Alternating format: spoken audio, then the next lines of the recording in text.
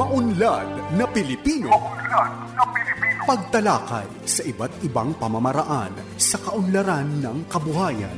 Maunlad na Pilipino sa 702 DZAS Radyo TV. Agapay ng Sambayanan.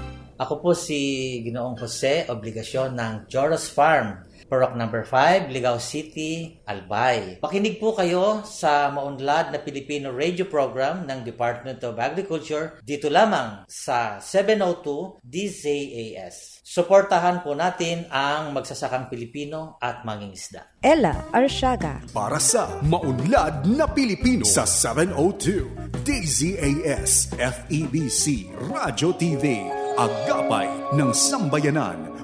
Gumigising ng maaga, panibagong hamon sa'kin ng araw na to.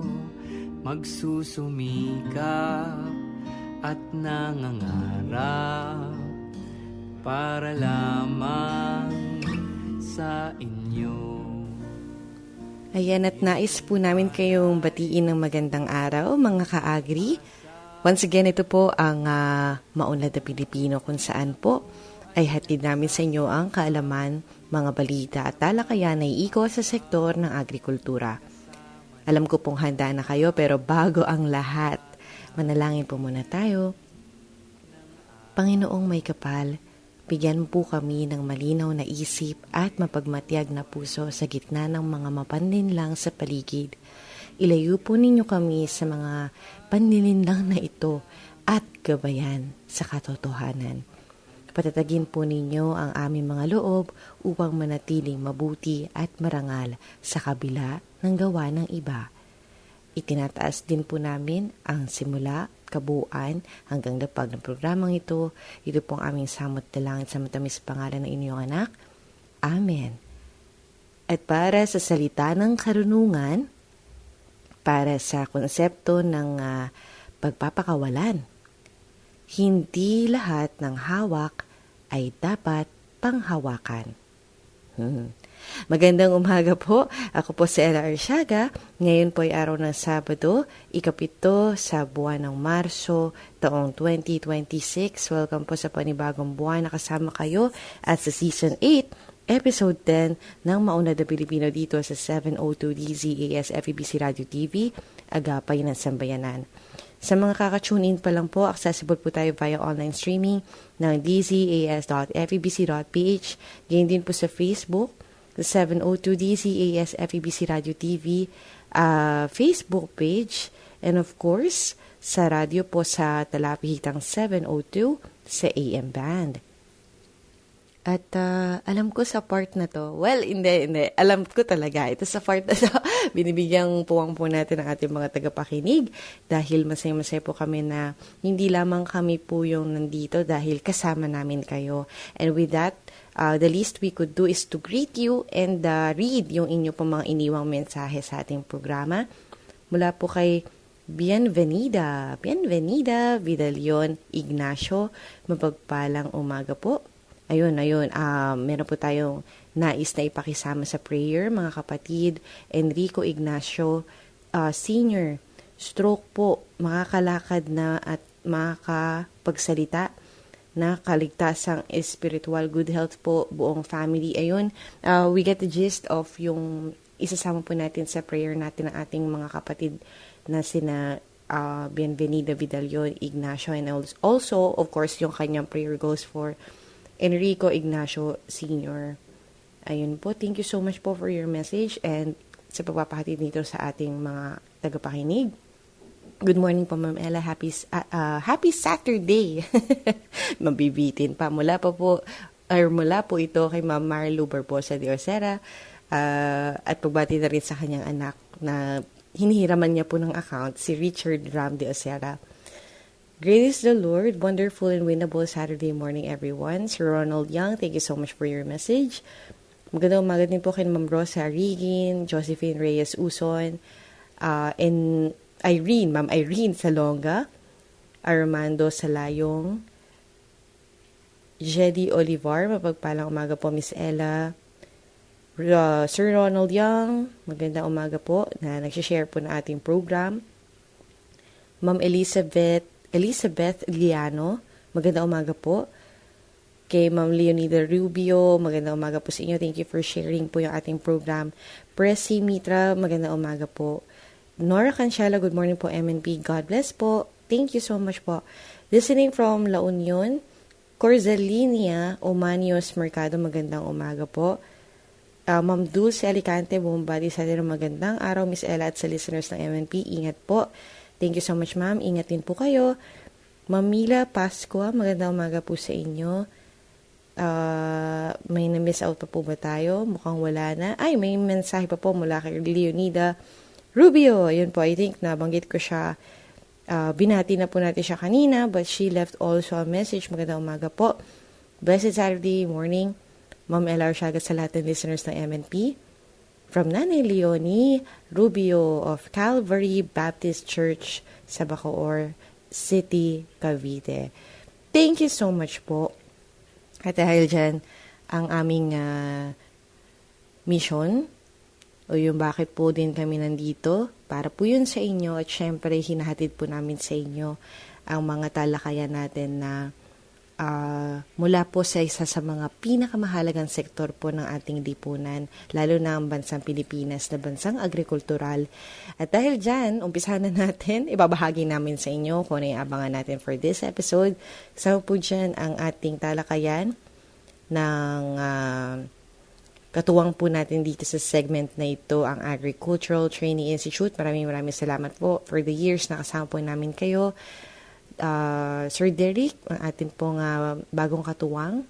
As we wish po si Sir JB, I don't think nabanggit ko na po ito in the recent episodes na hindi na po natin siya nakaka-coordinate. But we do wish him well sa kanyang panibagong endeavor. Ayan, maraming salamat po. And with that, we have Agri On Air for this morning. Ang ating talakayan ay para po sa ating Corn Youth in Action. Isa pong participant ng Youth Internship Program ng Corn Young Farmers po ng taong 2024 at Farm Manager ng Gian Farm sa San Marcelino, Zambales ang ating mga kasama. Siya po ay walang iba kundi si Mark Genesis Umipig. At bukod sa kaniyang kwento, kaniyang ihatid po sa atin na kanyang karanasan sa programang ito ng ating pamahalaan, tunghayan din ang Regions on the Go, Unlad Komunidad. Yung Regions on the Go po, para sa mga bagong tagapakinig po natin, ito po ay yung ating mga farmcasters na kung tawagin, na nakabase po sa ating mga rehiyon. All the regional field offices po ng Department of Agriculture and yung mga katuwang po natin, mga local government units through our maybe provincial or municipal agriculture offices. So maraming salamat po. May mga nakasign po tayo every week to ensure na lahat ng rehiyon natin ay nabibigyan ng pagkakataon na makapagbahagi ng kanilang mga latest, ang mga balita po natin from the region. So that is ROTG or Regions on the Go. Ang Unlad Komunidad naman po dito ay katuwang po natin ang DA Philippine Rural Development Project. Ngayon po, so bukod po dyan, meron pa po tayong Agri-Trivia segment na tawagin natin ay Batid ba ninyo? Siyempre po, no? Sinong excited kasama po namin? Ayun, abangan po natin yan. Hatid namin sa inyo isang oras na hitik sa impormasyong ugnay sa agrikultura.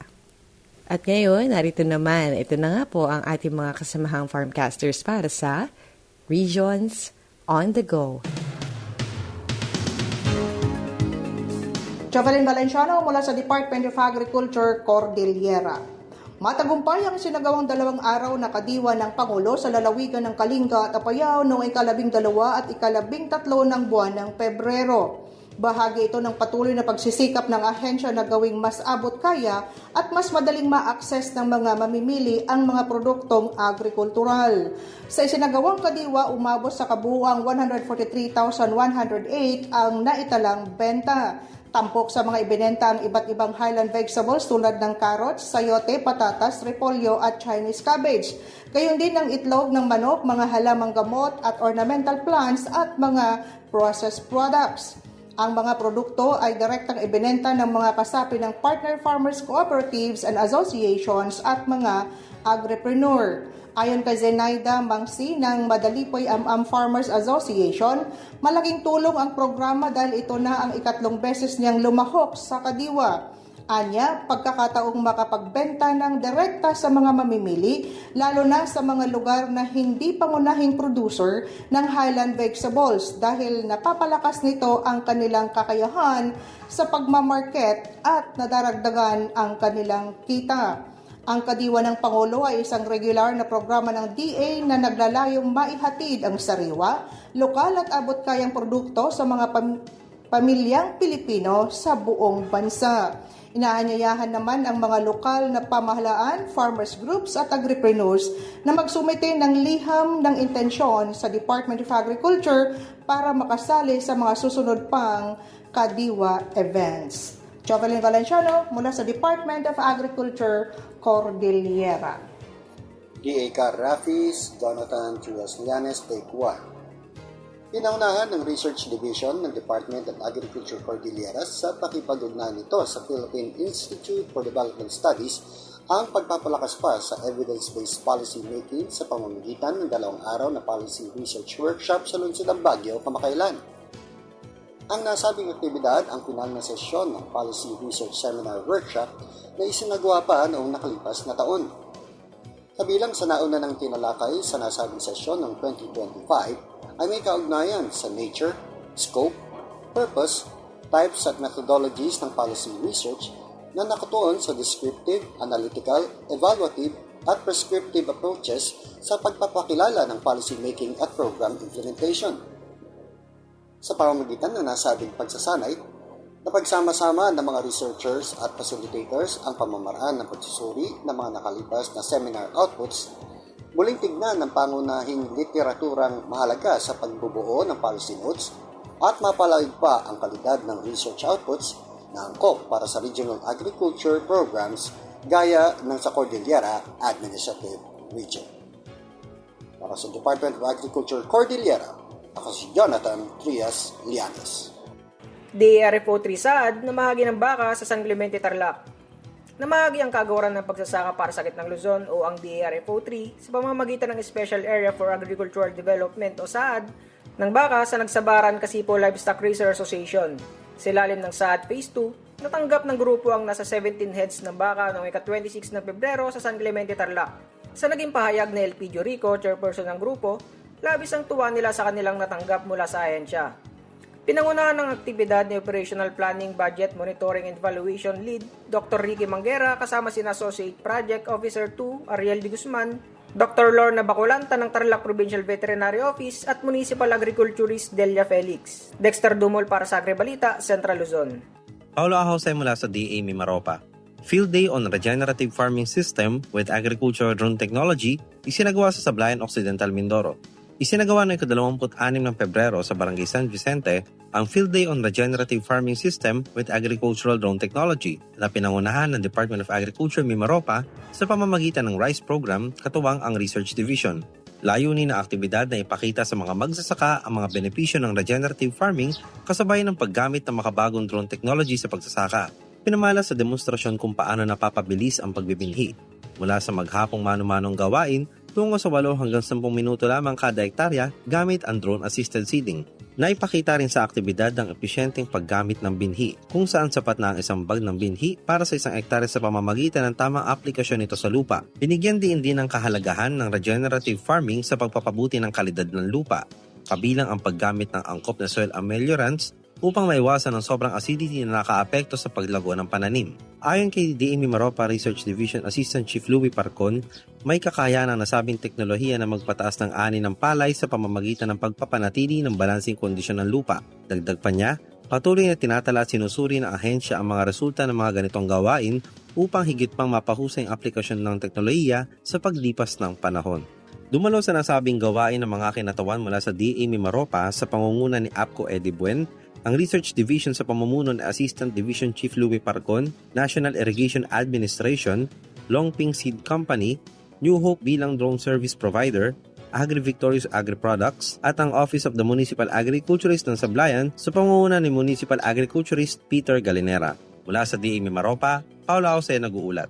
Inilunsad ng Department of Agriculture Regional Field Office 10 sa pamamagitan ng livestock program ang Free-Range Chicken Multiplier Farm na nagkakahalaga ng 2 million pesos sa bayan ng Pangantukan, Bukidnon kamakailan lamang. Layunin ng proyekto na gawing mas moderno at organisado ang lokal na produksyon ng manok sa pamamagitan ng pagtatatag ng napapanatiling pinagkukunan ng dekalidad na breeder chickens na maaaring paramihin at ipamahagi sa mas maraming benepisyaryo. Inaasahan din itong mapataas ang supply ng manok at mapabuti ang produktibidad ng mga magsasaka. Isinagawa ang turnover ng proyekto ilalim sa National Livestock Program ng DA sa pamamagitan ng Memorandum of Agreement sa pagitan ng LGU Pangantukan at DA10. Kabilang sa interbensyon ng isang poultry house, 600 na free-range chicken, iba't ibang gamot at 130 na sako ng grower feeds upang matiyak ang maayos na operasyon ng multiplier farm. Nagpasalamat ang lokal na pamahalaan sa suporta ng DA10 at binigyang diin ang kahalagahan ng pananatili ng proyekto sa pamamagitan ng maayos na koordinasyon at tamang pagpili ng mga benepisyaryo. Inaasang magsisilbi itong pangunahing pinagkukunan ng manok para sa mga nais magsimula ng sariling negosyong poultry sa munisipyo. Sa kabilang dako naman, hinikayat ng DA10 ang mga Farmers and Fisherfolk Enterprises o FS at mga Agri-Fishery Enterprises o AFES sa bayan ng Maramag, Bukidnon na magparehistro sa Farmers and Fisherfolk Enterprise Development Information System o FIDES upang mas madali silang makakuha ng tulong ng pamahalaan, market linkages at mga programang pampinansyal. Ang FIDES ay isang web-based registry na itinatag sa ilalim ng Sagip Saka Act na nagsisilbing talaan ng mga agri-fishery enterprises para sa mas maayos na pagpaplano at pagpapatupad ng mga interbensyon ng DA. Sa pamamagitan nito, inaasahang mas mapalakas ang mga negosyo ng mga magsasaka at mangingisda at mapalawak ang kanilang oportunidad sa kabuhayan. Para sa Maunlad na Pilipino, ito po si Naz Angana mula sa Region 10. Maunlad na Pilipino sa 702 DZAS Radyo TV,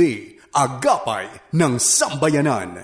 At para sa edisyong ito ng ating segment na kung tawagin po natin ay Agri On Air, katuwang po natin dito ang Agricultural Training Institute at para po sa araw na ito makakasama natin ang isa po nating mga kabataan sa agrikultura, particularly po sa Agricultural Training Institute sa Central Luzon para po sa ating Corn Youth in Action. Siya po ay farm manager and operator ng family farm na kung tawagin ay Gian Farm. Participant po sa ATI-RTC 3 Youth Internship Program of Corn Young Farmers noong taong 2024. Meron din siyang award. Awardee po siya for Best Business Presentation on 2023 and also 4H representative in Department of Trade and Industry Youth Internship or Entrepreneurship, Youth Entrepreneurship Program, no? So welcome po sa ating program and of course sa ating segment Agri On Air. Mark Genesis Umipig, kamusta? Hello ma'am, magandang umaga po ma'am and magandang umaga rin po sa mga tagapakinig at tagapanood po. Ayun. Thank you so much sa pagpapaunlak sa ating programa Maunlad na Pilipino. And with that, Mark, ipakilala naman natin, ano ba yung nabanggit natin na Youth Internship Program of the Corn Young Farmers? Kumbaga, ano ba yung mga pangunahing layunin nito para sa kabataan at saka para sa'yo, paano nakatutulong ang ganitong klaseng programa sa pagpapaunlad ng corn industry? Ang Youth Internship Program po for Corn Young Farmers ay isang mahalagang inisyatibo po ng Agricultural Training Institute or the ATI. Katuwang po nito ang Department of Agriculture National Corn Program. Layunin po ng programang ito na mabigyan ng mga kabataan ng aktual na karanasan at sapat na kaalaman sa industriya ng mais. So, meron po itong 7 buwan na internship. Dito po ay magkakaroon ng intern ng hands-on na pagkasanayan sa kung saan ay matututo sila mula sa eksperto ng sektor ng mais. Meron din po ditong mentoring na kung saan ay tutulungan po kami ng farm partner at gagabayan ang intern sa lahat ng aspeto ng corn value chain mula sa pagtatanim hanggang sa pagbebenta. Karagdagan po nito, ang agripreneurship ay layunin po nito na ituro ang sining ng negosyo, gamit ang mais upang magkaroon po ng mga kabataan ng sapat na karanasan at tamang sistema sa pagsasaka. Karagdagan po nito ay may 1 taon na implementasyon. Natapos po ang internship ay bibigyan po ng startup capital ang mga intern na gagamitin sa kanilang farm at i-apply ang mga natutunan simula nung una hanggang at papaluguin po nila ito. At alam naman po natin na ang karaniwang edad na po ng mga magsasakang Pilipino ay nasa around 56 na po. So ang pagtanda ng ating mga magsasaka ay isang banta ng food security ng bansa. Kaya't kailangan nating hikayatin ng mga kabataan na pumasok sa agrikultura. Bagamat layunin ng mga kabataan ang matatag po na kabuhayan, marami sa kanila ang walang interes sa pagsasaka. Isang hamon po ito na dapat nating tugunan upang magkaroon po sa susunod na henerasyon ng mga produksyon sa pagkain. At dahil po ang programang Youth Internship Program ng Young Farmers ay maraming pang kabataan ang matututo sa pagdating ng makabagong pagtatanim ng mais at ma-develop po ang kanilang skills sa pagiging agripreneur na makakatulong po sa pagtaas ng produksyon sa maisan po sa kanilang mga probinsya.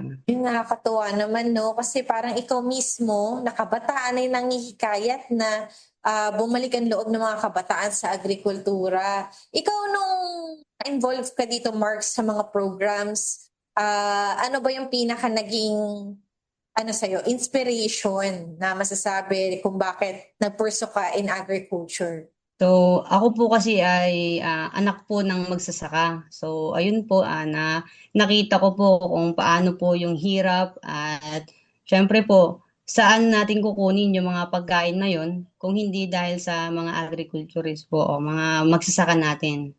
Yun. At siguro itong mga katanungang kasunod tungkol sa patuloy pang pagtulong ng programang ito sa mga kabataang nais matuto ng aktwal na pagsasaka. Ano-ano nga ba, Mark, yung mga kasanayan in particular na natututunan dito sa internship na ito? At gaano ba kahalaga yung hands-on? Hindi ba pwedeng purely virtual? Dapat talagang nahahawakan natin. Ano bang benefit? Dahil po sa Youth Internship Program ng Cornyang Farmers po ay sa gabay na rin po ng aming farm partner sa Anao Tarlac, ang Kuya Tolets Farm po at ang Municipal Agricultural Office po ng Anao ay lubos po akong nilinang ang aking kaalaman sa pagtatanim at proseso sa tamang pagbebenta po ng mais. Kasunod po nito, higit po sa itinuro sa amin ang kahalagan po ng integrated farming. Natutunan po namin ang high value crops gaya po ng pagtatanim ng sili, okra, sibuyas at mga talong po na nagsilbing karagdagan pong kita po ng aming bukid. Kasabay po nito ang tamang pag-aalaga po din po ng mga hayop katulad po ng tupa at saka kambing. Sa ang hands-on experience po talaga naging pundasyon po ng aking pagkatuto sa pagsasaka. Isang disiplina po ito na nakuha ko po hindi lang po sa teorya lamang. Siyempre po ito po ang nakakahasa ng aktwal na pagtatrabaho po sa ilalim ng araw at pagkatuto mula sa bawat pagkakamali. Sa pamamagitan po ng karanasan ay nahasa ko po ang aking critical thinking. And syempre po, natuto rin po ako sa technical na kasanayan na nagagamit ko po ngayon sa aking farm. And ang karanasang ito po ay nagpapatunay na ang tagumpay po ng agrikultura ay bunga po ng sipag at tamang kasanayan sa matibay na determinasyon po, ma'am. Nakakatuwa naman yun dahil may mga values kang nabanggit kung saan parang applicable sa buhay. Talagang yung agrikultura ay kumbaga part ng buhay natin. And dun sa part na sinabi mo na natututo dun sa mga siguro parang sa pakikinig ko, parang trial and error siguro nung ginagawa yung mga hands-on experience. So dito ba sa mga pagsasama po yung pagtatanim ng mais at saka yung pag-aalaga ng hayop sa isang sakahan, ano po ba yung mababahagi natin tungkol dyan na mga techniques siguro? Ano po yung mga current silage at bakit ito mahalaga sa pagpapakain ng mga alagang hayop at paano nakatutulong yung lokal na produksyon ng silage po para po sa ating mga magsasaka? Sa aming farm po kasi, ma'am, sa Gin Farm, Pangunahing hamon po kasi namin na naobserbahan is ang matinding kakulangan po sa pagkain ng kambing tuwing tagtuyot po. Ang kakulangan po ng tamang nutrisyon at nagkakaroon po ito ng negatibong productivity po ng aming hayop. So dahil po dito ay naisipan ko pong mag-produce po ng sariling silage. So ang silage po ay ang pinaka-epektibong pakain po sa mga ruminant tulad po ng kambing at baka. Ito po ang gawang puno ng mais na tinadtad po na pinagsailalim po sa proseso ng fermentation sa isang lugar na kung saan po tinatawag nating anaerobic po. So isa po itong practical na matipid na paraan sa pag-iimbak ng pagkain ng mga hayop na ginagamit po sa simpleng sako lamang at may perpektong maliit po na sa mga perpektong magsasaka lang po katulad ko po na small scale lang po, ma'am. So karagdagan po dito ay naniniwala po ako na ang napakahalaga na matutunan po ng isang magsasaka na ang pagko-corn silage dahil hindi lamang po ito basta pagkain na sa mga magsasakang katulad ko na magkaroon ng extra income po. Maunlad na Pilipino sa 702 DZAS Radyo TV, Agapay ng Sambayanan.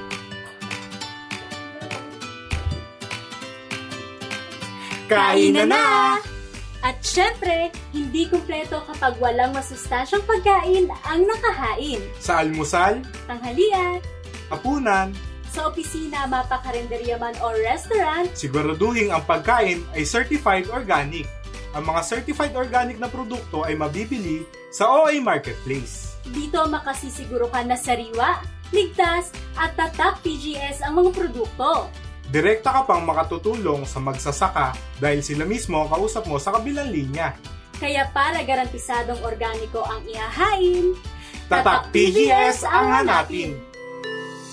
Alam mo ba na may programa ang pamahalaan para sa OA o Organikong Agrikultura? Ang National Organic Agriculture Program o NOAP ay katuwang ng bawat organikong magsasaka sa pagpapalago ng kabuhayan, paghahatid ng ligtas na pagkain sa bawat tahanan at pangangalaga sa kalikasan. Ito ang National Organic Agriculture Program.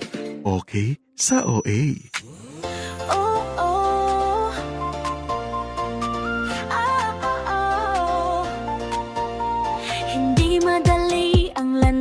Ng organiko, pero sa dulo nito tagumpay ang nakatago. Buhay ng magsasaka, konsumer ay pinapahalagahan para sa kinabukasan. Huwag tayong ihinto sa OA. May rason ng bawat hirap, may halaga sa puso. Kita umapaw pa, kaya't huwag nang magkatubili. Halina sumama, ang gusto ko ay sobrang okay dito sa kaya halika na halina at kumita sa organikong agrikultura. Ikaw ay bahagi ng adhikaing totoo para sa sari buhay. Ikaw ay bayaniya, hawak kamay, magsimula tayo ngayon sa lupa. May pera, may pagmamahal at misyon. Ang panawag ng panahon, bumalik sa natural. Sa OA ang solusyon. Sa OA, may rason ang bawat hirap, may halaga sa puso. Kita umapaw pa, kaya't wag nang magkatubili. Halina sumama, tayo ay mag-ani. Ang gusto ko ay sobrang okay dito sa kaya halika na halina at kumita sa organikong agrikultura. Para sa bata, para sa lolo at lola, sa mundong protektado tayo ang simula. Ikaw ay kasama rito sa organikong agrikultura. May tunay na kasaganahan. Ang gusto ko ay sobrang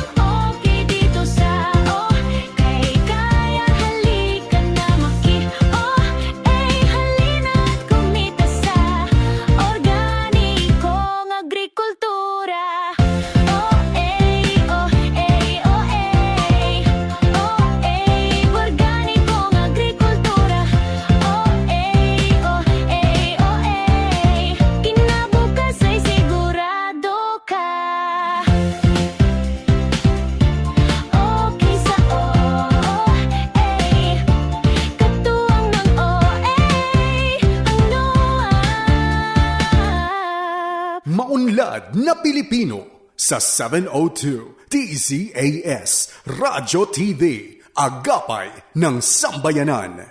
Ayun nga, no? So parang dito sa mga kaalaman natin na ito, nakita natin siya opportunity para kumita tayo ng pera. Sabi mo nga kanina, actually, nagtama ba na yung pagkakarinig ko na sining, yung ating sa agrikultura, and of course, yung part na siya ay also negosyo or business. So dito sa mga approach natin, walang tapon dun sa mga, kumbaga, may tuturing na basura na siguro, na balat ng mais, ganun, para napakinabangan nyo pa sa sa negosyo. At dahil dyan meron pa tayong katanungan bukod sa mais, Mark, paano ba napapalawak ang produksyon sa pamamagitan ng pag-aalaga ng baboy at kambing? I believe na papahapyawan mo na to kanina, pero ang gusto nating malaman dito, ano ba yung benepisyo ng pagkakaroon ng iba't ibang pinagkukunan? Ito na nga, tayo dito sa negosyo, no? Iba't ibang pinagkukunan ng kita sa isang farm. Bakit hindi pwedeng isa lang? Or parang bakit mas maganda pala na parang working together yung nangyayari? Ng kita o farm diversification na tinatawag nga po nila, isang pinaka matalinong diskarte ma'am sa agrikultura. Sa halip po na umasa lang po tayo sa isang tanim po o tinatawag nilang monocropping, ay naghahalo po ng iba't ibang pananim at hayop po na nagsisilbing insurance po ng protection ng ating mga magsasaka. So dito po naiiwasan yung risk na kung saan ang farm po ay hindi lamang po nakatuon sa isang produksyon. Halimbawa po, puro mais lang. Kung ito po ay sinalanta o nabagyo, syempre po, wala na pong kikitain. So ang nakita ko pong isang solusyon mag-aalaga po ng kambing, manok at iba pang gulay po kasabay po ng pangunahing pagtatanim po para sigurado pong may kita. And syempre po, ina-assure ko din po yung kalusugan po ng aming alaga. Hindi lang po basta nag-alaga kami. Kailangan po ay sinusigurado ko po na dapat yung alaga namin is healthy. Syempre, maganda dapat po ang pangangatawan para nang sa ganun mabilis po siyang lumaki. At syempre po, mataas po ang kita. And syempre po, sa kombinasyon po ng matalinong pagpili ng produkto at mahusay na pamamahala, syempre po ay magkakaroon po ng isang maganda pong pundasyon sa matatag po na farm. Ayun nga, Mark, ang dami mong nasi-share sa amin ngayong araw na ito. Sino bang may tuturing mo na mentor pagdating sa mga bagay na to? Ito para bang more on self, parang study na nangyari? Katuwang ko po kasi dito is ang aking magulang and syempre po ang aming farm partner po na gumagabay po sa amin. Since ayun nga po, nag-training po kami ng almost 7 months sa Tarlac, meron po kaming nag-guide sa amin na tao na hindi lang po basta tao, naging tatay na din po namin at naging pangalawang tahanan na po namin. So maraming salamat sa kanila dahil sa mga napulot mo doon ay nasi-share mo to sa atin ngayong araw na ito. At nakakatuwa kasi nabanggit mo yung kahalagahan ng nutrisyon ng mga hayop sa ating mas magandang produksyon. At doon naman sa mga byproducts, yung corn natin kanina meron, nabanggit natin. Of course, yung pag-aalaga or sa pag-aalaga ng hayop dito sa ating crop production, meron ding byproducts. So ano yung kahalagahan ng organikong pataba mula sa dumi ng hayop? Tsaka paano ba nito natutulungan mapababa yung gastos sa ating pagpapataas ng ani? Ang pinakakaraniwang pong byproduct po is yung dumi po ng aming mga alaga. Nagtatalagay na po kasi ito ng mga elemento tulad po ng NPK o yung nitrogen, phosphorus, and potassium. Sa halip po na itapon na lang po namin ito ay ginagamit na lang po namin itong paging pataba po ng aming mga halaman. Ang dumi po ng baboy at kambing ay ginagamit po namin organic fertilizer basta po ito ay tuyo. And syempre po, karagdagan po dito nakakatipid na rin po ang aming farm sa gastos sa produksyon po tulad ng nalilimitahan na lang po namin ang paggamit ng mga mahal na chemical, ma'am. And habang ang chemical na abono ay may 3 sangkap na rin naman po ng NPK, katulad po ng chicken mga manure po is may mga micronutrients na po na andoron na po na kailangan ng ating mga pananim. Ayun na nga, so talagang it works together itong mga byproducts natin, itong mga living things natin of course sa ating farm And of course, dito sa ating integrated farming system na I think talagang nabanggit mo kanina din ng Pakapyaw, doon sa kanyang kita at sustainability sa sakahan, maaari ba itong maging modelo para sa mga kabataang nais magnegosyo sa agrikultura? Sa tingin mo? Nagdudulot po syempre ito ng malaking pagbabago sa aming farm dahil binabago isang sistema na mas matatag na matipid po na pagpapayabong po ng kalikasan. And syempre po, marami pong pinagkukunan na kita at sa halip po na umasa lang po sa mais, ang gene farm po, kumikita na rin po sa pagbebenta ng mga baboy at kambing. Hindi lang po kailangan bumili ng mga mahal na organic o mga chemical po na pataba para sa organic fertilizer. And karagdagan po nito, ang gene farm ay hindi lang po basta nagbebenta ng mga produkto.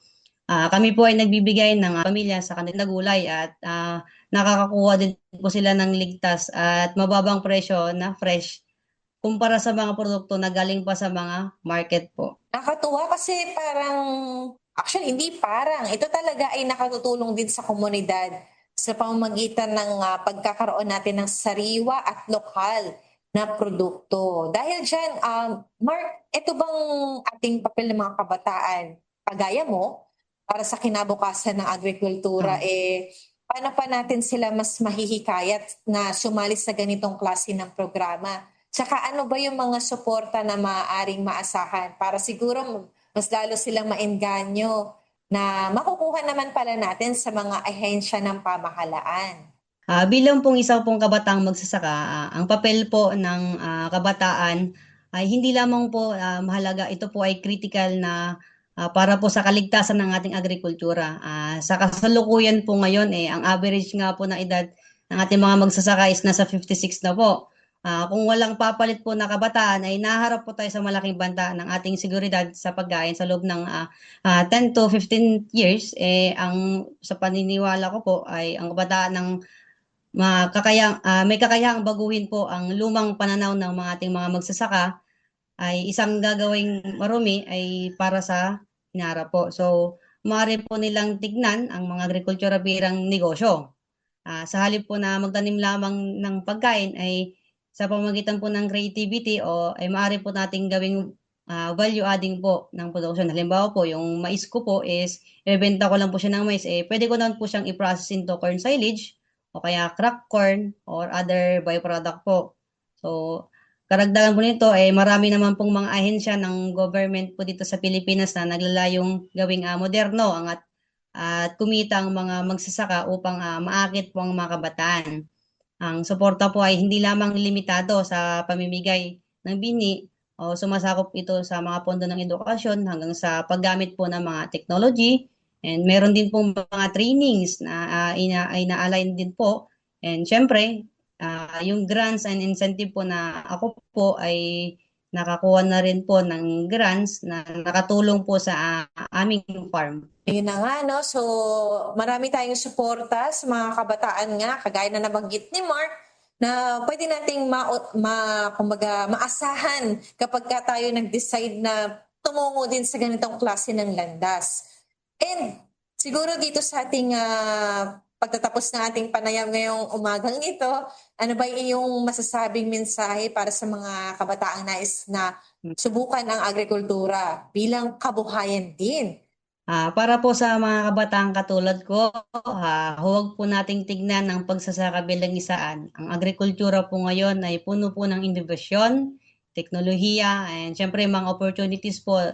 Tayo po ang kailangan nating bansa upang gawing moderno ang sapat na matatag ang ating pagkain. At kung magsisimula ka pa lamang sa iyong journey sa farming, tandaan po natin, ang pagkakamali ay parte ng paglago. May mga panahon na maaring malugi, tamaan ng peste o mabiguman tayo sa mga eksperimento natin. Pero huwag kang susuko. Ang bawat pagkabigo ay mahalaga. Leksyon sa matatag po na ating bilang isang agripreneur. At sa pagsali ko po sa internship program ay isang napakagandang oportunidad na sa ating mga kabataan na nais pumasok po sa agrikultura dahil pinagsama-sama ito ng mga karanasan at koneksyon. Siyempre, sa tulong din po ng mga government ay magkaroon po tayo ng mga puhunan. And sa internship po, actual mong mararanasan ng pagtatanim, pag-aalaga ng hayop at mga gamit ng mga makinarya. At ito po ay mabilis na paraan na maging eksperto at kaunlaran sa makatulong po sa ating mga sarili at sa mga magsasaka. Kaya po, kung kayo po ay interesado sa mga ganitong programa, sa internship program, ay unang hakbang po, i-like nyo po and i-follow nyo po ang Agricultural Training Institute and ang Agricultural Training Institute sa inyong mga rehiyon para nang sa ganun po ay makita nyo po ang mga updates sa kanilang mga programa. At maraming salamat. Yan. At kumpletong-kumpleto yung sinabi. Talagang mag-uumpisa ka na lang. Punta ka lang sa page ng ATI. Thank you po, Agricultural Training Institute. Nakasama po natin ang farm manager and operator ng family farm na Gian Farm. Siya po ay participant para sa Youth Internship Program of Corn Young Farmers sa ATI RTC 3 noong taong 2024. Also, awardee for Best Business Presentation taong 2023 at 4H representative ng DTI Youth Entrepreneurship Program. Thank you so much, Mark Genesis Umipi. Thank you po, ma'am. Ayan po, at mga ka-agri, ito po ang Agri on Air. Maunlad na Pilipino sa 702 DZAS Radyo TV, Agapay ng Sambayanan. At narito po ang Unlad Komunidad o UK. Katuwang po natin dito ang Philippine Rural Development Project. Hatid po sa atin ni Ma'am Bex May P. Humawas. Manunulat mula sa RPC07 ang ating UK sa araw na ito. Ngayong umaga, dito sa Unlad Komunidad, ating sundan ang mga pangyayari sa naganap na initiatory meeting and orientation on PRDP scale-up for the Regional Project Advisory Board, Negros Island Region. Naganap ito noong Pebrero 25 sa probinsya ng Negros Occidental. Malaking hakbang ito upang maparami ang kalidad na proyekto ng Department of Agriculture, Philippine Rural Development Project o DAPRDP sa NIR. Ang Philippine Rural Development Project na naglalayong maitaas ang ani at kita ng ating mga magsasaka at mangingisda ay isinusulong sa ilalim ng kagawaran ng pagsasaka mula noong taong 2014. Ang Regional Project Advisory Board o RPAB sa ilalim ng PRDP ay ang pangunahing panrehiyong lupon na may mahalagang papel sa pagrerepaso at pag-aproba o pag-e-endorso ng mga proyekto sa infrastruktura sa ilalim ng iBuild at enterprise sa ilalim ng IRIP para sa pagpupondo. Tinitiyak ng RPAB na ang mga proyektong ito ay nakaayon sa Regional Agri-Fishery Investment Portfolio ng bawat lalawigan at nagbibigay ng gabay upang lalo pang mapahusay ang implementasyon ng mga proyekto. Sinusuri at inaaprobahan ng RPAB ang mga proyekto na pupondohan sa ilalim ng DAPRDP. Kabilang ang RPAB sa pag-aproba ng malaking proyekto tulad ng mga farm-to-market roads at iba pang inisyatiba para sa pagpapaunlad ng kanayunan. Binubuo ito ng iba't ibang stakeholder, kabilang ang mga regional director at kinatawan ng iba't ibang departamento at ahensyang may kinalaman sa rural development, kagaya ng Bureau of Fisheries and Aquatic Resources, Department of Agrarian Reform, Department of Interior and Local Government at Department of Environment and Natural Resources. Nagbibigay ito ng direksyong pangpatakaran at gabay sa pamamahala para sa maayos na pagpapatupad ng PRDP sa antas ng rehiyon. Sa kanyang mensahe, malaki ang pasasalamat ni DA-NIR Regional Executive Director at PRDP PSO Visayas Project Director Engineer Jose Albert Barogo sa pagdalo ng mga samot-saring miyembro ng RPAB. Presenting sa inyo some mga updates on PRDP. Since this is already a PRDP scale-up, we are done with the PRDP original loan, AF1 and AF2. So this is a scale-up already. So this is another project. Later on, the two components, the IRIP and the IBEL, will be presenting to us. What are their project development cycle so that we can understand kung saan namin kayo ba kailanganin. And of course, on how are we going to approve the sub-projects. And I'm so thankful, of course, RD Rene and the rest, si RD Charlie, wala mo siya, no? And of course, kay RD Luke, represented by RD, and of course, Inchimar. So thank you so much for giving your time for this morning to have this initiatory meeting. Para sa iba pang mga proyekto ng DAPRDP, patuloy na makinig dito sa Unlad Komunidad, ang programa sa radyo ng Department of Agriculture, Philippine Rural Development Project, Enabling Communities, Expanding Opportunities.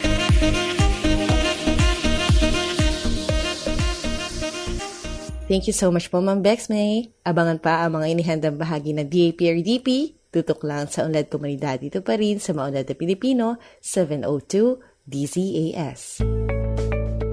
Happy morning mga ka-agri! Ang ating Agri-Trivia segment ngayon, ang batid ba ninyo ay magpopoko sa bagong rice variety na tinatawag na Mabango 3. So ayun nga, batid ba ninyo na itong Mabango 3 ay nagkamit ng Silver Award sa 2025 World's Best Rice Award sa Cambodia.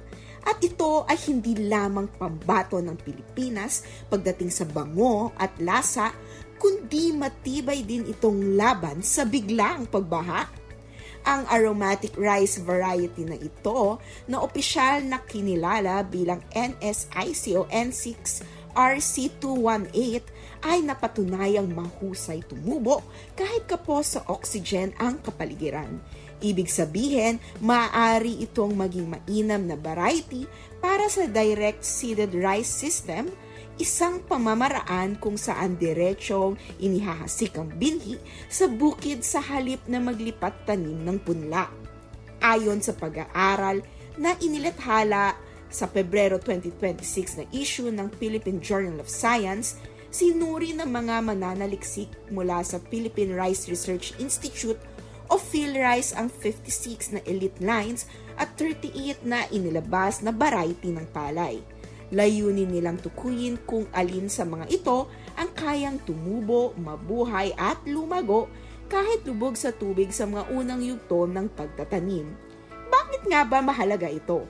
Bagamat nakakatipid sa oras, tubig at paggawa ang direct seeding, may kaakibat itong panganib. Kapag biglaang bumuhos ang malakas na ulan o nagkaroon ng flash flood habang nagsisimula pa lamang sumibol ang binhi, maaaring mabulok o mamatay ang mga ito dahil sa kakulangan ng oxygen. Sa katunayan, ang pagbaha ay isa sa pinakamalalang banta sa produksyon ng palay sa Asia na nakakapinsala sa tinatayang 1/4 ng mga pananim taon-taon. Ayon kay Francisco P. Chularel Jr., ang kalihim ng Department of Agriculture, mahalaga ang paglinang ng mga climate-ready na variety upang mapatatag ang produksyon ng bigas sa bansa. Anya, kung nais nating pataasin ang produksyon habang pinatitibay ang climate resilience at food security, dapat tayong mamuhunan sa mga variety kayang mabuhay hindi lamang sa ideal na kondisyon o ideal na kondisyon, kundi sa tunay at mapanghamong kalagayan sa bukid. O ayan, ngayon alam nyo na, muli ito po si Ira Cruz para sa ating Agri-Trivia segment, Ang Batid ba Ninyo? Muli hatid po sa atin ni Binibini Ira Cruz ang ating Agri-Trivia segment. At dahil dyan, muli po ay nagpapasalamat kami sa oportunidad na kayo ay aming mapaglingkuran. Ang Maunlad na Pilipino ay programang pangradyo na hatid po sa inyo ng Department of Agriculture, Agriculture and Fisheries Information Division. At para po sa pagkain kaisipan, mula sa Aklat ng Mga Kawikaan, Kabanata 18, Talata 10, ang pangalan ni Yahweh ay matibay na tanggulan, kandungan ng matuwid mula sa kapahamakan. At mula po sa Department of Agriculture, inyo pong napakinggan ang edisyong ito ng Maunlad na Pilipino dito sa 702 DZAS FEBC Radio TV, agapay ng sambayanan na may himpilan sa Ortigas Center, Pasig City at kasapi sa KBP o ang kapisanan ng mga broadcaster ng Pilipinas. Maraming salamat po sa aming DZAS family na kasama sa lahat ng episodes sa inihatid namin sa inyo. And of course, sa inyo pa mga tagapakinig, nawa po ay may nabaon po kayong bagong kaalaman at mga insights or kwento na nakagaan sa inyong damdamin at maaaring makatulong din po sa sektor ng agrikultura. Simply sharing po yung ating program helps a lot. Maraming salamat po. At with that, magbabalik po kami ulit next Saturday. We wish to see you again. We wish to be with you again sa ganap na ika-5 hanggang 6 ng umaga. And once again, para po sa lahat ng mga bumubuo ng aming programa, kabilang po si Ma'am Ira Cruz, ito po ang Maunlad na Pilipino. Hanggang sa muli po, magtanim ng pangarap, mag-ani ng tagumpay para sa masaganang bagong Pilipinas. At once again, ako po si Ella Arsiaga. Maraming salamat po at enjoy the rest of the weekend! Maunlad na Pilipino sa 702 DZAS Radyo TV, Agapay ng Sambayanan.